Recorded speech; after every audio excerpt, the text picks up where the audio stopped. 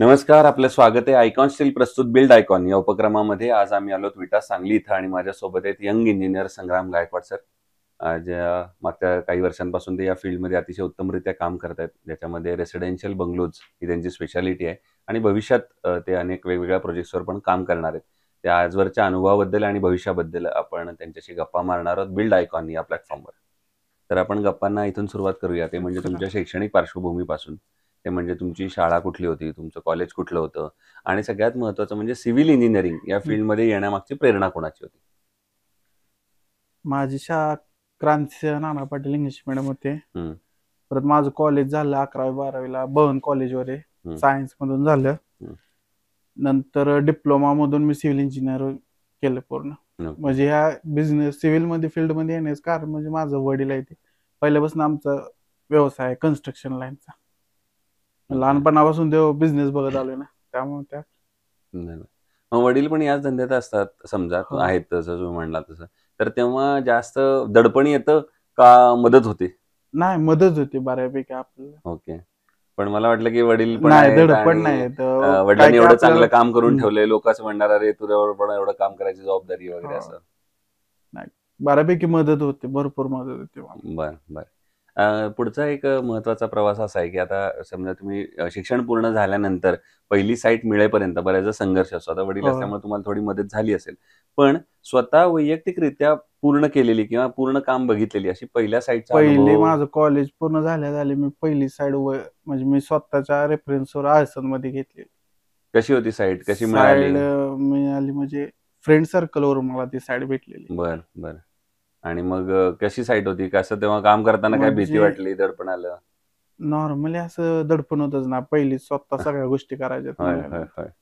मग तेव्हा तुम्ही कुणाचा सल्ला घेतला महाराज का वडिलांना एकदा बोलावलं सल्ला नाही, साईटवर? आधी मी बऱ्यापैकी साईडवर म्हणजे साईड इंजिनियर म्हणून भरपूर काम केलं. त्यामुळे तुम्हाला ते सोपं त्यामुळं होतं. सगळं सुपरविजन खूप केलं मी आधी साईड घ्यायच्या आधी. बरोबर, बरोबर. आता दुसरा एक प्रश्न विचारायचा आहे, म्हणजे आता तुम्ही आता एवढे वर्ष काम हं. करता याच्यामध्ये, तर यामध्ये अकुशल कामगारांचं प्रमाण फार मोठं आहे. अनस्किल्ड लेबर आपण ज्यांना म्हणतो. अनस्किल्ड हो, हां, खूप आहे. ज्यांना त्यातलं कामातलं काही फारसं म्हणजे माहिती नसतं.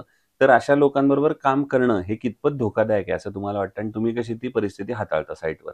त्यांच्यावर काम करायचं म्हणजे सारखं त्यांच्याकडे लक्ष ठेवावं लागतंय. हं, हं. प्रत्येक ना एक गोष्ट त्यांना समजून सांगायला लागते. ते असं आहे, ते वगैरे, वगैरे डिझाइन त्यांना द्यायला लागतं. हं, हं.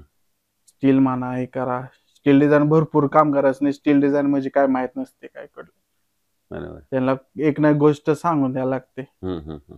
त्यांना आपली स्टील ड्रॉइंग कळत नाही. त्यांना त्यांच्या भाषेत लिहून द्यायला लागतं. रायटिंग असं करून द्यायला लागतं. असं आहे ते. बरोबर. त्यांची जरा भाषा बदलावी लागते अशा वेळेला. त्यांच्या हो, भाषेत बोललं भरपूर. तर लवकर त्यांना नाही, गोड कळतं. बोलून नाही होत. बरोबर. आवाज असंच चढवून बोललं चढवून तरच त्या बोलावं गोष्टी लागतं. बरोबर.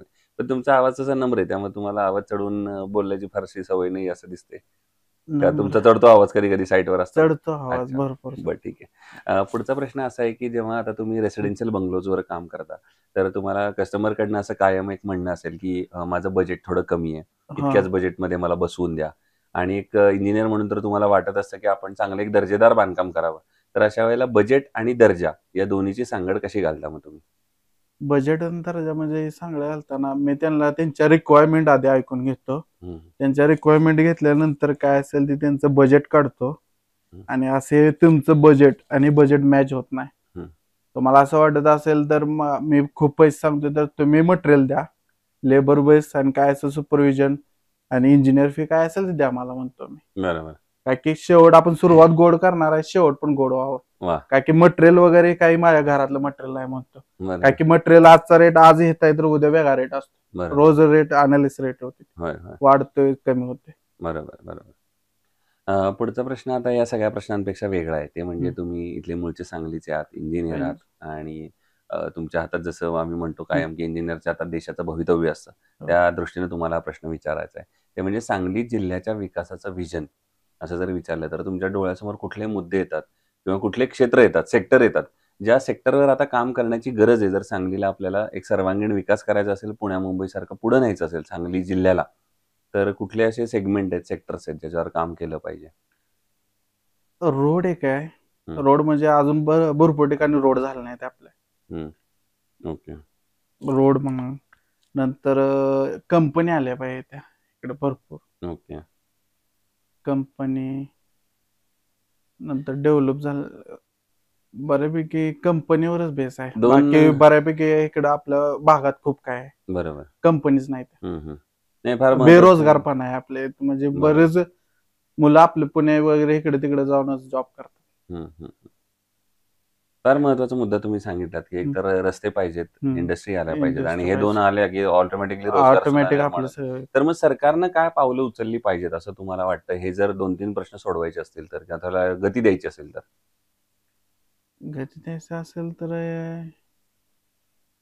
सरकारने जो फोकस केला पाहिजे, कंपनी बऱ्यापैकी फोकस केला पाहिजे.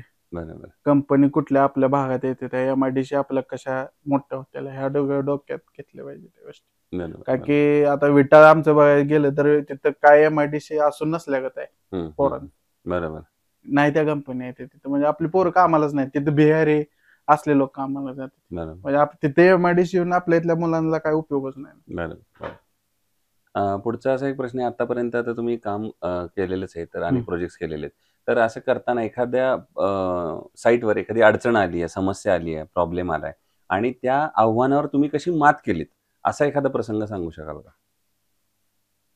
साईडवर आलता प्रॉब्लेम, म्हणजे कधी असं होतं की ब्लॅक कॉटन सॉइलचा प्रॉब्लेम येतो, कधी कामगारांचा येतो, कधी तंत्रज्ञानाचा येतो, कधी काहीतरी दुर्घटना घडते चुकून. नाही लेबर मुळे खूप प्रॉब्लेम मध्ये आलोय मी. बाकी तंत्रज्ञानचं कसं नाही, म्हणजे लेबरचं रोज येणं नाही, साईडवर येतो म्हणून फसवायचं, ओव्हरलोड कामं घ्यायची, माझं एक घ्यायचं, अजून 2-3 कॉन्ट्रॅक्टची कामं घ्यायची.